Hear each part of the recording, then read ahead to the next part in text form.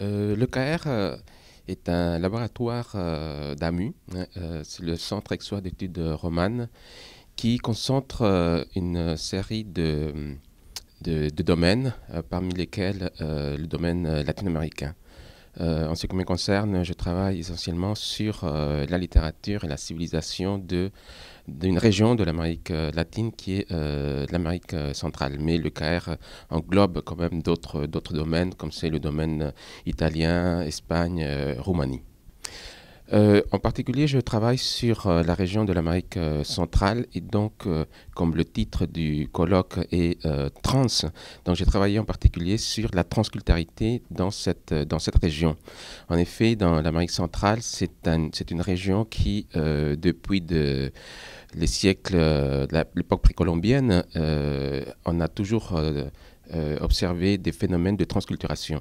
C'est-à-dire que depuis l'époque des Mayas, il y avait déjà des rapports entre différentes cultures. Avec l'arrivée évidemment de l'Espagne, de l'Europe, ces phénomènes se sont rendus plus complexes et actuellement on se rend compte que les processus de migration, les auteurs où les populations, pour des raisons parfois politiques ou économiques, migrent vers le nord, vers les États-Unis. Donc ça crée des processus de transculturation extrêmement complexes.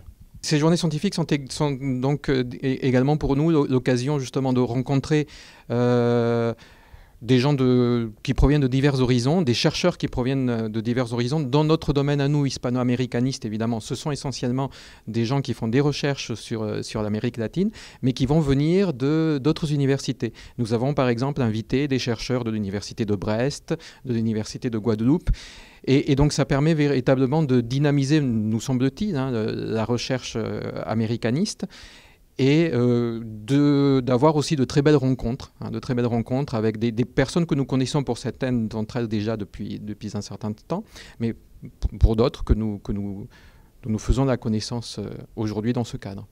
Alors, le sujet du colloque, c'est le trans. Alors le trans, évidemment, c'est un suffixe. En lui-même, on peut considérer qu'il peut dire peu de choses, mais en réalité c'est extrêmement riche comme notion parce qu'elle recoupe beaucoup de choses qui se déroulent aujourd'hui dans le monde contemporain, dans une société qui est une société globalisée, donc en Amérique latine, société globalisée, société d'échange, société de la transculturation, puisque l'Amérique latine est un lieu de rencontre de diverses cultures.